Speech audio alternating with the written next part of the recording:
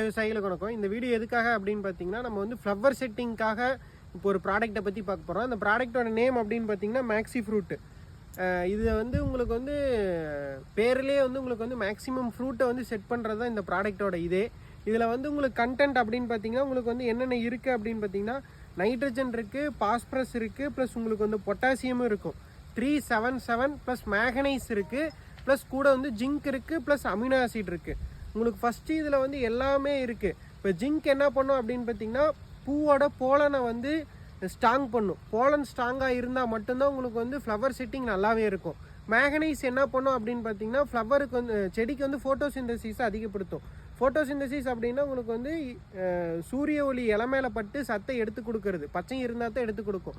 அதை வந்து அதிகப்படுத்துறது மேங்கனைஸ் பண்ணும். அதே மாதிரி நைட்ரஜன், பாஸ்பரஸ், பொட்டாஸ். பாஸ்பரஸ் வந்து உங்களுக்கு வந்து ஃப்ளவர் செட்டில் இருந்தால் அப்படின்னா மட்டும்தான் உங்களுக்கு வந்து பூ வந்து காயாகவே மாறும்.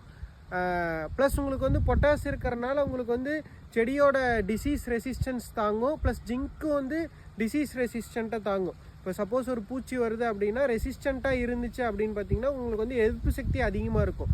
அதனால் இது வந்து எப்போ ஸ்ப்ரே பண்ணலாம் அப்படின்னு பார்த்தீங்கன்னா, கரெக்டாக ஃப்ளவரிங் ஸ்டேஜில் வந்து ஸ்ப்ரே பண்ணிங்க அப்படின்னு பார்த்தீங்கன்னா உங்களுக்கு வந்து ஃப்ரூட் செட்டிங் அப்படியே நல்லா இருக்கும். டோசேஜ் அப்படின்னு பார்த்தீங்கன்னா 3 to 5 ml லிட்டருக்கு. டேங்க் வந்து 30 to 50 ml வரைக்கும் நீங்கள் ஸ்ப்ரே பண்ணலாம். நன்றி, வணக்கம்.